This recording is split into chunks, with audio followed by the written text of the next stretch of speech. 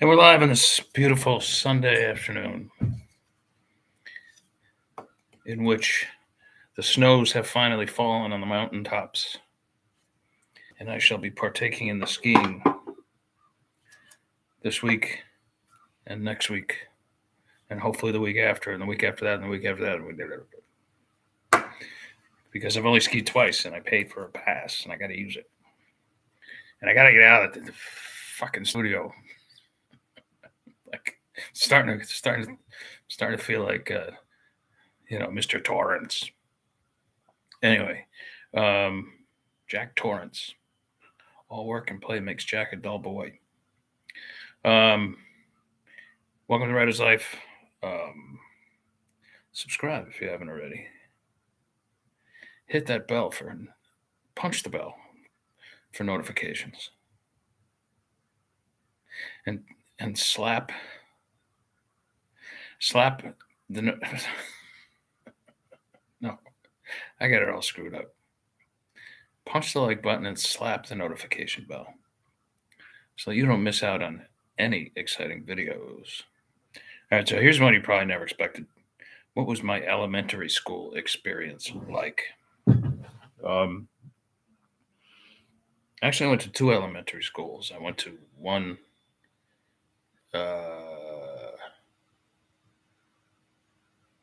called St. Agnes. It was a Catholic school. I went to two Catholic schools where there were nuns and all that sort of stuff. I don't remember any nuns at St. Agnes, but there must have been some. I was 5 and 6 years old at the time. I don't remember a whole lot about it. But I'll tell you how old I am. I remember when I was in school there, the Beatles' Abbey Road album came out. That's pretty fucking old. I mean, I'm middle-aged, but, wow. Considering that album's over 50 years old, right? Anyway, but I do remember the second school, St. Ambrose, it was called. And it was located about a mile away from where I lived at the time because we moved. So I had to change schools. And there were definitely nuns, or sisters, they called them. There's a difference between a sister and a nun. I don't know what. But these sisters are, they did the whole, cover their almost all their face and the big veil and the heavy, neck to ankle wardrobe habit, they called it.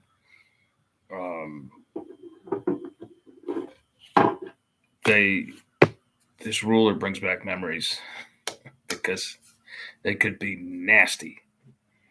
To me, they were like far from like godlike, or God, peaceful, or anything like that. To me, they're more like like they were sisters of the devil. But they were lay teachers too. That's not to say I didn't like all of them. I didn't dislike all of them. There was a couple I liked a lot who were really nice, actually. But most of them, and they're mostly dead now. That's why I could talk about them. But I'm not going to name any names. And there were a few lay teachers, a few of whom I got along with okay. But not until like the 7th and 8th grade when I was sort of like, I was starting to mature and, go through puberty, and I started to learn how to play the game and that kind of thing. But there was one lay teacher in particular. I'm not going to mention her name, but she had a pick on me for some reason. I'm not sure why. And it was like 5th grade. She was my 5th grade homeroom teacher. I'm just going to give you the letters OB because that was part of her last name. And she was like right out of college. I remember she had a limp, permanent limp. I don't know why. And I'm not going to, that's too bad. But she was just one of the most nasty ass persons I ever met in my life. And she just had this pick on me. And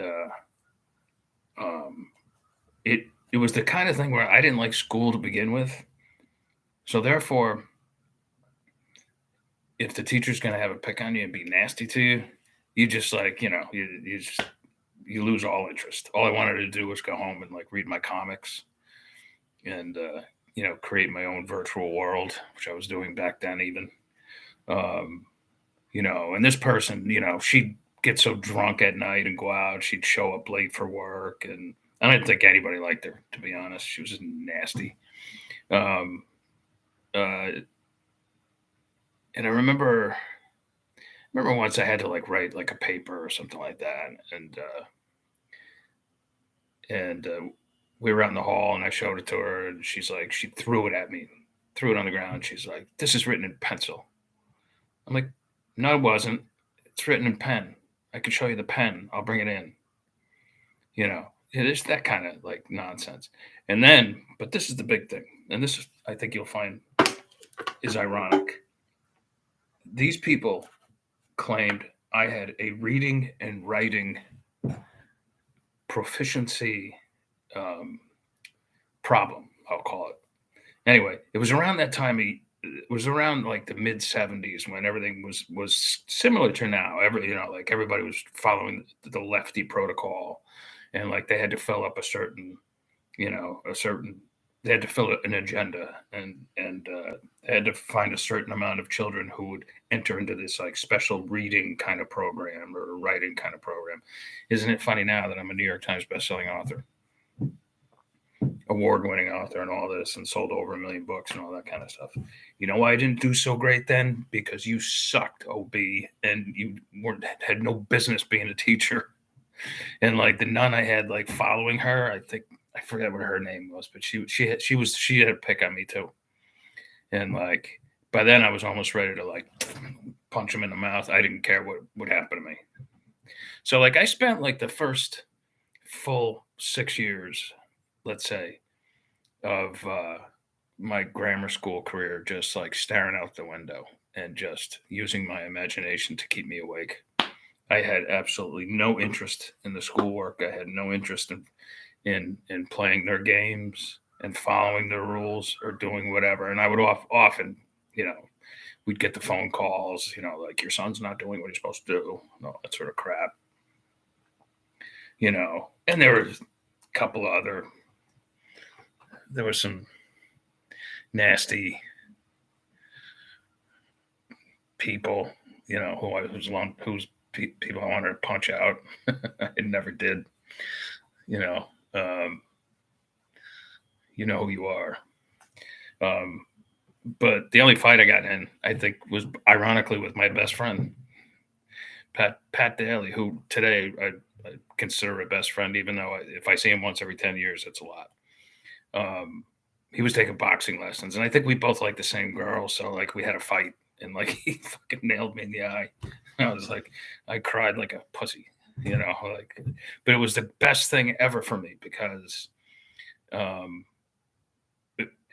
I was like a mama's boy back then. It was probably sixth grade or something like that. I was like a mama's boy, and because I grew up in a house with all women, and my dad was hardly ever home because he worked at night and during the day and whatever. And I was like, oh, that's never going to happen to me again. And so, Pat, thank you. You did me a huge favor. It like manned me up a little bit. And from that point on, I never lost a fight. Unless I got sucker punched or something like that. But toughened me up. I started playing football and lifting weights and all that sort of stuff, whatever. That was a good thing. But some of these teachers I had back then, they should have been thrown up against the wall and faced a firing squad. I swear to God. And I hope, OB, if you're out there, you're probably nosy enough to be watching this right now. I hope you watch it because you sucked. The power of independent media. The power of independent media. And by the way, I think she only lasted a year. She got fired. And I have a sneaking suspicion my parents had a hand in that as well because they were big donors to the school. And they were like, she goes or the kid goes, and they're like, oh, all right, So anyway, no, I actually wish you well. Anyway, but no, my elementary school sucked. Experience sucked up until 7th or 8th grade where things changed. First of all, there were more male teachers coming in and they were interesting and they could take a joke. And I found the work much more interesting and much more interestingly taught. And so like my grades when I went from like having to go to summer school to like being like top of the class, like within months, and graduated it, my in eighth grade with like achievement awards. It was incredible. I like learned how to play the game, which was like first of all, it helps when you have interest teachers who are interesting, and don't have a pick on you, and it also helps if you do the work, of course. Um, you know, the job of a teacher is to keep things interesting and to keep you motivated and to and to work with you. And I carried that on right through military school, even though I'd ebb and flow with my academics there. Um, you know, I eventually, by the time I reached college, it was one of those like, thank God they have electives because it was, if I wasn't interested in a subject, I sucked at it. But if I was interested in the subject, I excelled at it. And of course, by the time I got to graduate school, it was for writing, and I very much excelled at that. So I killed it in writing school, and they got my first big book deal. So there you go. All you terrible teachers who wanted me to go into this special reading and writing program back when I was like 10, 9 or 10. Yeah, joke's on you. Anyway, that's it for today. I just thought this would be interesting for you to hear my experience. Um, Today's Sunday. Yeah, I will be coming at you guys tomorrow. Wait, tomorrow might be iffy because I got to go to the. I got to go to another dentist, like a special endodontist at 2:30. So that might take up a lot of the afternoon. So we'll see. Maybe I'll get to you from there. Even who knows? All right. In any case, I hope to get you tomorrow or at the latest on Tuesday, God willing. And ciao, ciao.